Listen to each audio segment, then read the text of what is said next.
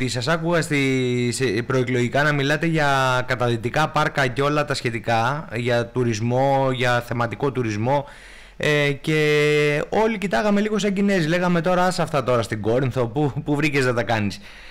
Τι γίνεται τώρα με αυτή την ιστορία?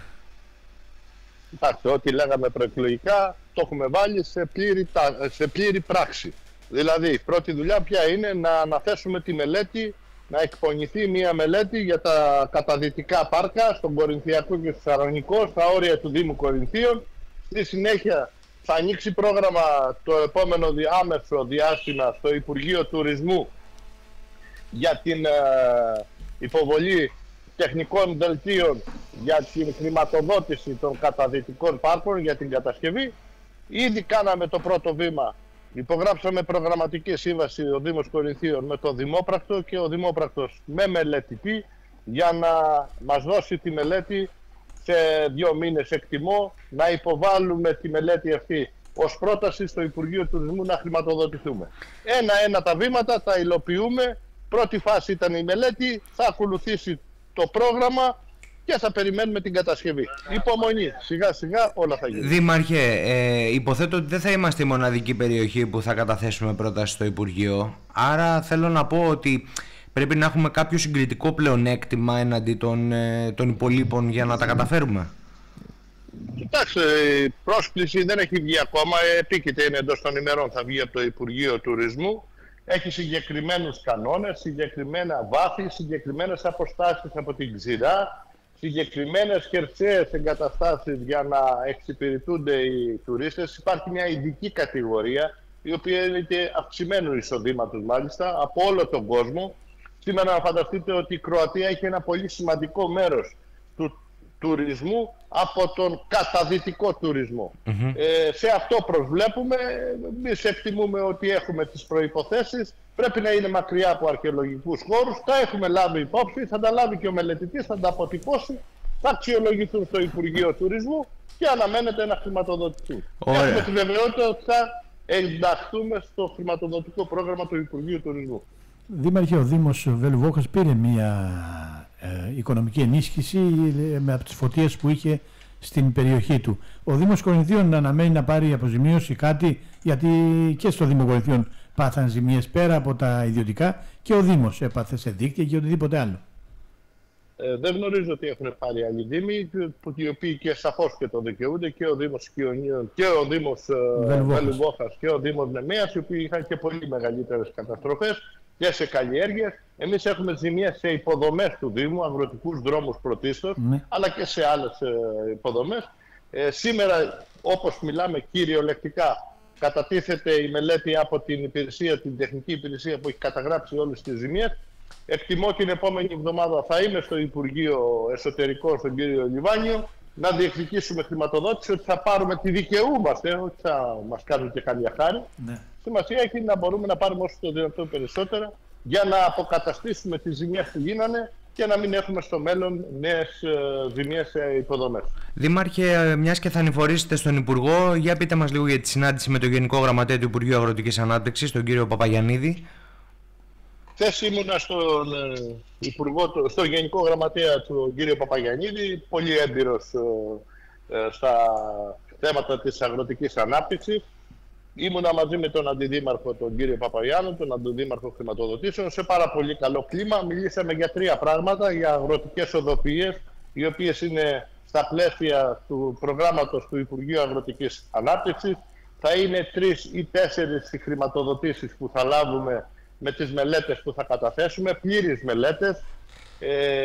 Θα είναι στην ενότητα της Ολυγίας, στην ενότητα της Τενέας και στην ενότητα του Σαρονικού. Όσον αφορά τις αγροτικές οδοποιίες, θέλουμε εγκρίσεις από αρχαιολογίες, περιβάλλοντος και όλα τα δασικά. Θα καταθέσουμε τις προτάσεις μέχρι το τέλος Οκτωβρίου, με τις μελέτες που σχεδόν τις έχουμε έτοιμες. Ακολουθούμε με μελέτη για το πρόγραμμα Leader μέσω της Αναπτυξιακής Βόρειας Πελοποννήσου 400.000 ευρώ για το παραλιακό μέτωπο του Κόρφου. Και στη συνέχεια είναι και τα αρδευτικά έργα. Η πρόσκληση θα είναι τέλος του χρόνου με έναρξη αρχές του 2025. Πρέπει να υποβάλουμε πρόταση. Εμείς έχουμε ήδη δύο στόχους. Ο ένας είναι η περιοχή της Ξυλοκέριζας και ο άλλος είναι η περιοχή του Άσου. Δύο περιοχές οι οποίες έχουν μείνει από αρδευτικά δίκτυα, προκειμένου να δώσουμε νερό από τον βιολογικό καθαρισμό όταν θα γίνει τριτοβάθμια επεξεργασία. Μάλιστα. Δήμαρχε, για αυτά περίπου θα είναι 4 εκατομμύρια. Συνολικά αυτά τα έργα που σας είπα και οι τρεις δράσεις θα είναι περίπου 7,5 με 8 εκατομμύρια. Δήμαρχε, πριν τις εκλογές λέγαμε ότι και πολλοί εδώ και χρόνια ότι ο Δήμος Κορινθίων είχε λεφτά στα ταμεία.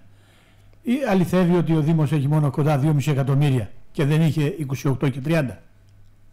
Δεν ξέρω ποιος θα λέει αυτά. Εγώ σας λέω επίσημα και ως αντιπολίτευση που ήμουν, αλλά και σήμερα 8 μήνες δήμαρχος, το ταμείο του Δήμου είναι περίπου 28 εκατομμύρια. Είναι αδιανόητο, προσπαθώ να αλλάξω λογικές στο προσωπικό του Δήμου. Είμαστε ο Δήμος με το μεγαλύτερο υψηλό ταμιακό διαθέσιμο σε όλη την Ελλάδα. Δεν έχουμε τα έργα που να εκτελούνται σήμερα από πόρους του Δήμου και άρα τα οφείλουμε, αλλά και κανένας δεν ορίζει ότι όταν θα ξεκινήσει ένα έργο πρέπει τα λεφτά να τα έχει στο ταμείο. Πρέπει να έχεις εξασφαλισμένη χρηματοδότηση, όχι στο ταμείο. Και στο ταμείο σήμερα στα 28 εκατομμύρια, 27.600 περίπου που υπάρχουν, δεν υπάρχονται χρηματοδοτήσεις από το ΕΣΠΑ, από τον Φιλόδημο, από το Τρίτσι, από διάφορα έργα. Αυτά όταν τελειώνουν τα έργα στέλνουμε το λογαριασμό και μας στέλνουν τα χρήματα. Είναι χρήματα των δημοτών. Μάλιστα. Δήμαρχε, σε ευχαριστούμε. Άλλο ένα θέμα έχω. Πώς πάει το έργο το Open Mall? Γιατί βλέπουμε εργασίες, βλέπουμε βέβαια και αρκετή σκόνη. Εντάξει, δεν θα μπορούσε να γίνει διαφορετικά. Εγώ το καταλαβαίνω. Αλλά πώς κυλάει τώρα αυτό το πράγμα και ποιος είναι ο προγραμματισμός? Κοιτάξτε, το έργο ξεκίνησε την προηγούμενη εβδομάδα με το πρώτο οικοδομικό τετράγωνο στην οδό Ερμού, έξω από το επιμελητήριο. Έγινε η αποξύλωση. Από Δευτέρα θα μπουν μέσα, γιατί πέσαμε και στην περίοδο των αδειών στα εργοστάσια, τσιμέντα κτλ. Πλάκες. Και από Δευτέρα μπαίνουν μπροστά να ρίξουν το τσιμέντο στην οδό Ερμού, στο πρώτο οικοδομικό τετράγωνο. Η εντολή η δική μου είναι να μην προχωράμε σε δεύτερο τετράγωνο ή σε όλα τα τετράγωνα αν θέλετε, εάν δεν ολοκληρώνονται οι εργασίες σε ένα χώρο. Δεν θέλω να κάνω τον πεζόδρομο ένα εργοτάξιο. Προβλέπονται δύο δρόμοι, δύο οικοδομικά τετράγωνα στην οδό Ερμού, συγκεκριμένα από την Δαμασκηνού μέχρι και την Κύπρου, και 4 οικοδομικά τετράγωνα στην οδό Πιλαρινού. Από την Δερβενακίων πάμε στην Ερμού, πάμε στην Εθνικής Αντίστασης, στην Κολοπετρώνη και φτάνουμε μέχρι την Περιάνδρου. Αυτά θα γίνονται ένα-ένα τα οικοδομικά τετράγωνα. Μάλιστα. Λοιπόν, ευχαριστούμε πολύ κύριε Δήμαρχε. Να είστε καλά, σας ευχαριστώ πολύ. Και ένα τελευταίο, Δήμαρχε, καθαρίζανε. Σήμερα το πρωί κάναμε το ρεπορτάζ στην Ποσειδονία της Κορίνθου. Οι κάτοικοι μας είπανε ότι δεκαετία ολόκληρη, μη σου πω δεκαετίες, δεν είχε μπει ούτε φτιάρι ούτε ένα μηχάνημα να καθαρίσει τους δρόμους και τα κεντρικά σημεία και τους κεντρικούς δρόμους στην περιοχή. Τους είχε φάει το φίδι και φοβόντουσαν οι φωτιές. Σήμερα και εδώ και 3-4 μέρες γίνονται εργασίες στο σημείο. Η εντολή είναι να καθαριστούν τα πάντα.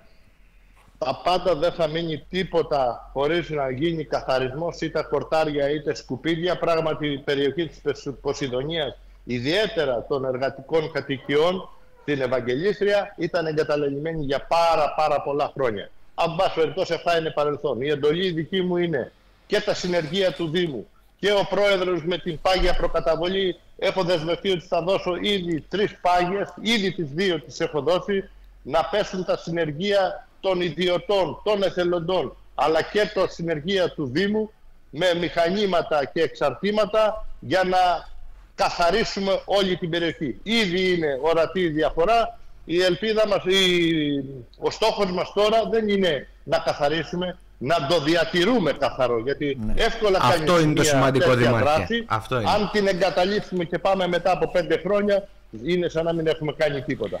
Η εντολή είναι να προχωρήσουμε τώρα άμεσα στον καθαρισμό και στη συνέχεια να είμαστε συνέχεια επίποδος για την συντήρηση της καθαριότητας των χορταριών και όλο τον κοινόχρηστο χώρο σε μια κατάσταση που θα περιποιεί τιμή πλέον και στην περιφέρεια και στους ξεχασμένους κατοίκους της Ποσειδονίας. Όλοι οι πολίτες πρέπει να απολαμβάνουν τα ίδια δικαιώματα.